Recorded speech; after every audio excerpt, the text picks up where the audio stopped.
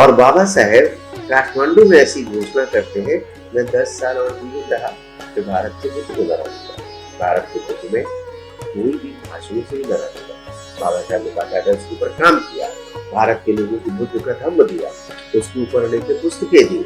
हमें भी इसी दिशा में बढ़ने के लिए एक ये संभावना, प्रबल संभावना दिख रही है। भगवान बुद्ध ने राज सत्ता का परित्याग किया, राज सत्ता का परित्याग करके धर्म सत्ता स्थापित की। भगवान बुद्ध की स्थापित की हुई धर्म सत्ता की नींव पर सम्राट अशोक ने राज सत्ता कायम की और सारी दुनिया में बुद्ध धर्म का व्यापक प्रचार प्रसार हुआ और भारत के अधीन दुनिया की 2/3 क्षेत्रफल भारत के अधीन हो गया।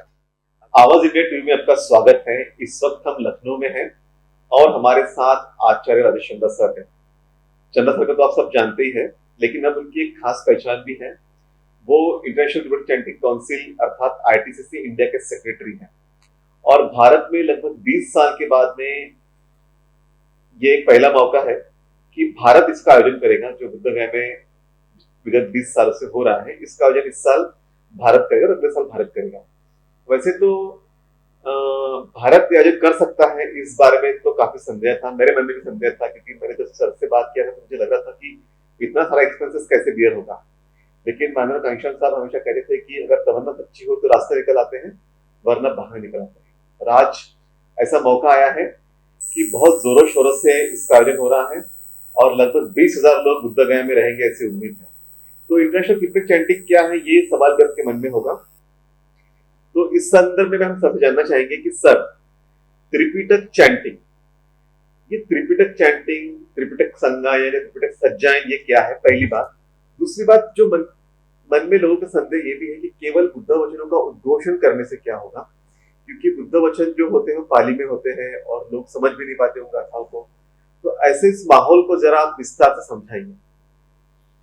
तो बहुत बहुत धन्यवाद इस आज की वार्ता के लिए। हम सबसे पहले पासादिक सुत्त दीघ निकाय से भगवान बुद्ध के वचन का आपको संदर्भ देना चाहेंगे। ये वो मया धम्मा अभिज्ञ देशिका तत्थ सभ्ये हेव समागम अत्थं व्यंजनेन व्यंजनं संगायितव्यं न विवतितव्यं यथदिदं ब्रह्मचर्यं अट्ठनेयं अस्ति चिरत्रिपिटकम्। जिस धम्म को स्वयं अभिज्ञात करके मैंने तुम्हारे लिए उपदेशित किया है, सब एकत्रित होकर उसे अर्थ और व्यंजन सहित संगायन करो, विवाद न करो, जिससे कि ये धम्माचरण चिरस्थायी हो। ये भगवान बुद्ध के वचन है दीघ निकाय में। भगवान बुद्ध स्वयं उपदेशित करते हैं, आदेशित करते हैं कि मैंने जो तुमको कहा है उसका बैठकर संगायन करो। ये संगायन भगवान का आदेश है और हम देखते हैं संगायन की परंपरा, अपने धर्म ग्रंथों के पाठ की परंपरा सभी धर्मों में विद्यमान है। हम देखते हैं कि हमारे ईसाई लोग भी हफ्ते हफ्ते भर के कार्यक्रम करते हैं, जब बाइबल के कुछ विशेष अध्यायों का वो बड़े उच्च स्वर में पाठ करते हैं।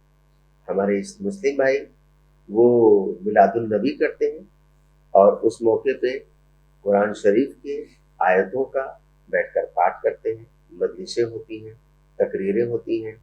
हिंदू भाइयों की तो कोई आप तुलना ही नहीं कर सकते। वो तो एक एक हफ्ते के अपने पुराणों के, कई मानस के पाठ करते हैं। तो धर्म ग्रंथों के पाठ की परंपरा की शुरुआत स्वयं बुद्ध धर्म से है, भगवान बुद्ध से है। अब बात है कि क्या इससे सामाजिक परिवर्तन होगा, क्या इससे कोई बहुत बड़ा बदलाव आएगा? सबसे बड़ी बात है, यदि मुझको वैज्ञानिक दृष्टिकोण से देखें तो आज की तारीख में जैसे हम अल्ट्रासाउंड कराते हैं, साउंड भी हीलिंग करता है, साउंड भी हमारे अंदर की बीमारियों का अनुमान लगाता है, साउंड और लाइट से भी इलाज होता है। जब हम बुद्ध के वचनों का संगायन करते हैं तो एक तरीके से हम सारे ब्रह्मांड को भगवान बुद्ध के वचनों की, उनकी वाणी की ध्वनि देते हैं। हम संसार में उत्पात मचा रहे हैं, हम उत्पात ना मचाएं, ये भी संसार में शांति के लिए बहुत बड़ा योगदान है। शांति कैसे? कि हम भगवान के वचनों का बैठ के पाठ कर रहे हैं, हम कोई उत्पात नहीं कर रहे हैं, कोई शरारत नहीं कर रहे हैं, कोई असामाजिक गतिविधि नहीं कर रहे हैं। ये अपने आप में विश्व शांति के लिए एक बहुत बड़ा प्रयास है और ये प्रयास भारत में विगत 20 वर्षों से चल रहा है अंतर्राष्ट्रीय त्रिपिटक संगायन के द्वारा, जो कि बोध गया में होता है। तो इससे कोई सामाजिक परिवर्तन हो न हो, लेकिन कम से कम कॉस्मिक वाइब्रेशंस में परिवर्तन जरूर होता है, क्योंकि ये बुद्ध के वचनों का बल है। प्रतिदिन विश्व के जितने भी मान्य मान्य बौद्ध विद्वान हैं, उनके धर्मदेशनाएं होती हैं। अलग अलग देशों के, अभी पिछले से पिछले साल एक ऐसे भिक्षु का प्रवचन हुआ जो कि त्रिपिटक धर है, त्रिपिटक धर, जिन्हें संपूर्ण त्रिपिटक कंठस्थ है, ऐसे व्यक्तित्व का वहां पर प्रवचन हुआ। और ऐसे थाईलैंड में 14 त्रिपिटक धर है। ठीक, बोधि भिक्षु बोधि है, भिक्षु बोधि का वहां प्रवचन होता है। इस बार हम मध्य संघ से इनका ही प्रवचन सुनेंगे। तो हमारे एक तरह से 4 सत्र रहते हैं। पहले सत्र में सुबह सुबह हम भगवान के वचनों का संगायन करते हैं, फिर भिक्षुओं का भोजन दान रहता है, फिर दूसरे सत्र में हम त्रिपिटक का संगायन करते हैं, तीसरे सत्र में सांस्कृतिक गतिविधियां और विश्व के बौद्ध विद्वानों के, बौद्ध भिक्षुओं के प्रवचन होते हैं। तो ये सारी गतिविधियां एक साथ चलती हैं। अलग अलग देशों के सांस्कृतिक गतिविधियां होती हैं। तो ये एक तरीके से सांस्कृतिक आदान प्रदान का बड़ा संगम है। बिल्कुल, आपने बहुत अच्छी बात कही, लेकिन आपने जब सामाजिक परिवर्तन की बात कही तो मैं आपको एक बात कह दूं कि सामाजिक परिवर्तन तो जरूर होता भी है, मानसिक परिवर्तन भी होता है। और इसमें जो बुद्धिस्ट देशों के लोग आते हैं, जो बुद्ध भिक्षु होते हैं या फिर जो उपासक उपासिकाएं होते हैं, उनके अंदर की जो विनम्रता होती है, जो शालीनता होती है, जो मैत्री होती है, मुझे लगता है कि उससे भी काफी सीखने की बात होती है। उनके अंदर जो विनय होता है, और ये इस बार जो है बड़े पैमाने पे वहाँ पे हम लोग वॉलंटियर्स को वहाँ पे हम ये कर रहे हैं। काफी लगभग 300-400 के आसपास वॉलंटियर्स वहाँ रहेंगे और सबको ट्रेनिंग भी दे रही है, सबको कह रहे हैं कि विपश्यना करके आइए। तो ये भी एक बदलाव है कि हमारे लोग भी शालीन बने, विनम्र बने, सद्भाव से रहे, मैत्री विकसित करें। इसके बारे में जरा बताइए। देखिए, आपको बताएं कि हमारे महान बोधिसत्व बाबा से doctor Ambedkar annihilation of caste system, जाति भेद का मूलोच्छेद, इस पुस्तक में, जो पुस्तक वास्तव में एक व्याख्यान थी जो उन्हें लाहौर में देना था अविभाजित भारत में, जात पात तोड़क मंडल में, उस पुस्तक के संदर्भ से बता रहा हूँ। बोधिसत्व बाबा साहब उसमें, कालांतर में मान्यवर कांशीराम साहब भी उसी बात को दोहराते हैं। सामाजिक परिवर्तन का एक क्रम होता है। पहला क्रम होता है, यदि इसको क्रम से देखें तो पहला क्रम होता है आध्यात्मिक और धार्मिक परिवर्तन।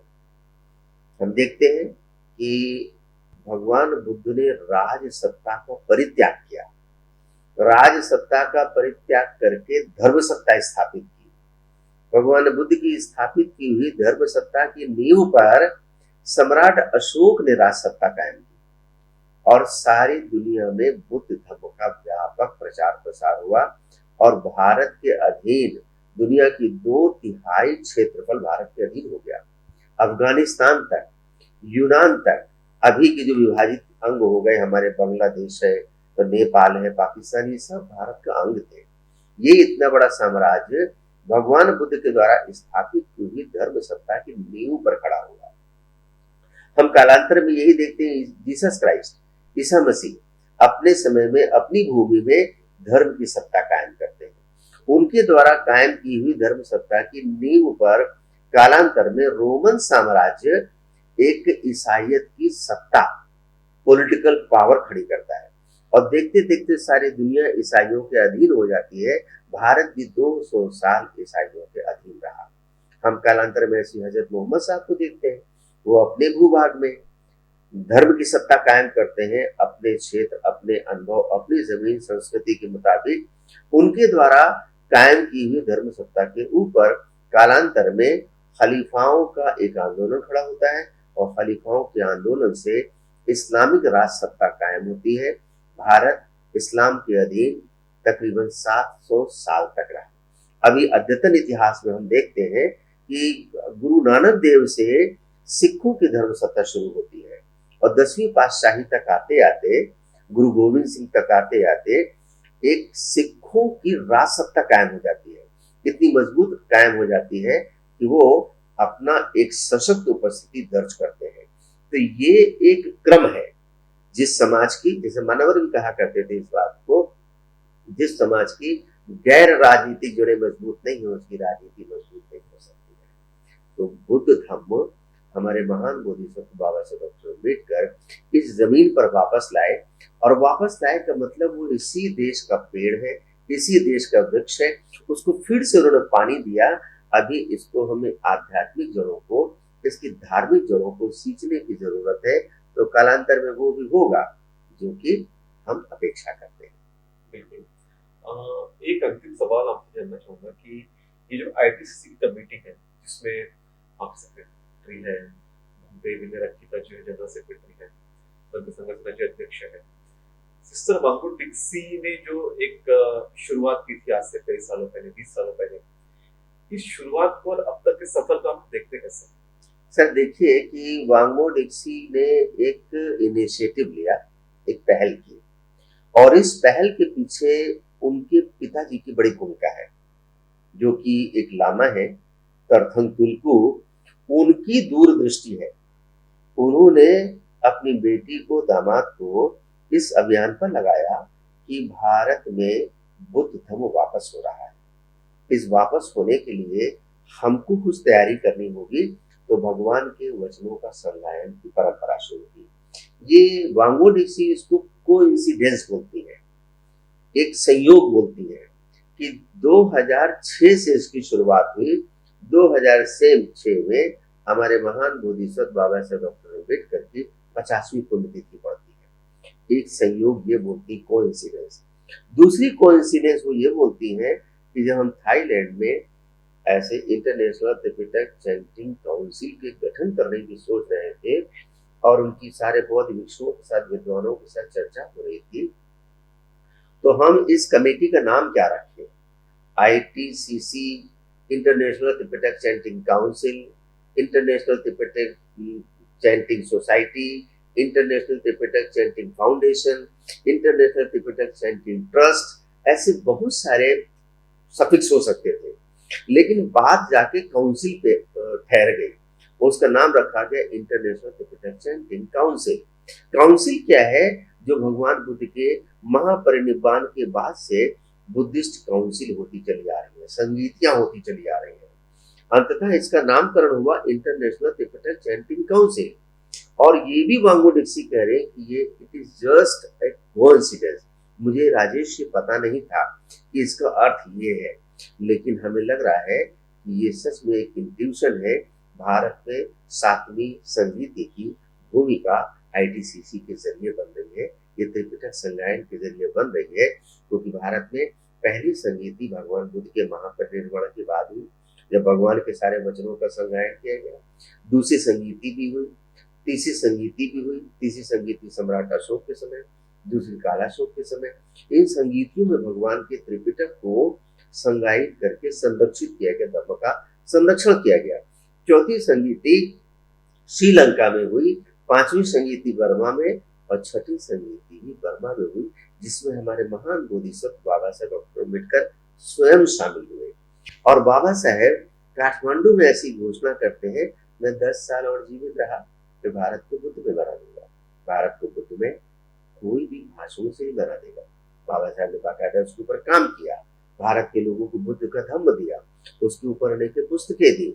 हमें भी इसी दिशा में बढ़ने के लिए एक ये संभावना, प्रबल संभावना दिख रही है।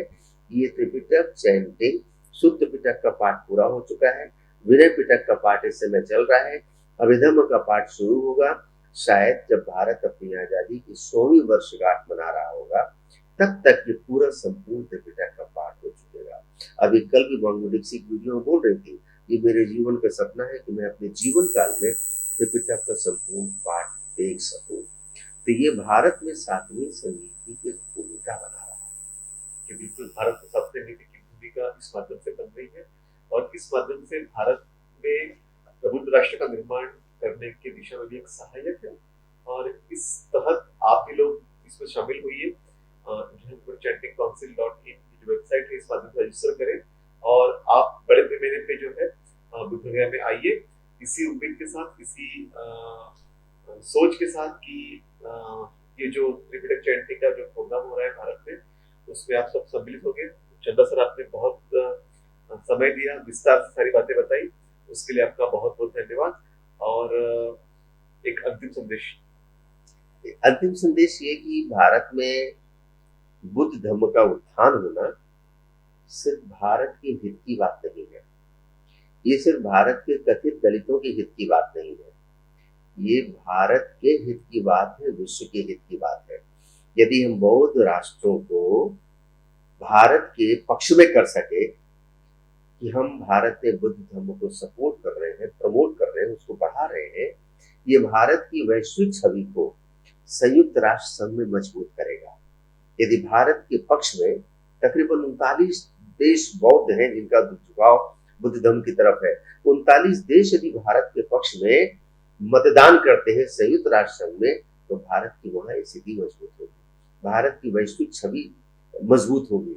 और हम जो एक परिकल्पना करते हैं, भारत सोने की चिड़िया था, भारत विश्व गुरु था, भारत भगवान के धम्म से पुनः विश्व गुरु होगा, भारत भगवान के धम्म से ही पुनः सोने की चिड़िया बनेगा। तो ये भारत के दलितों के हित की बात नहीं है, अछूतों के हित की बात नहीं है, ये भारत के हित की बात है और विश्व के हित की बात है। ऐसी परिकल्पना हमारे महान बोधिसत्व बाबा साहेब डॉक्टर अम्बेडकर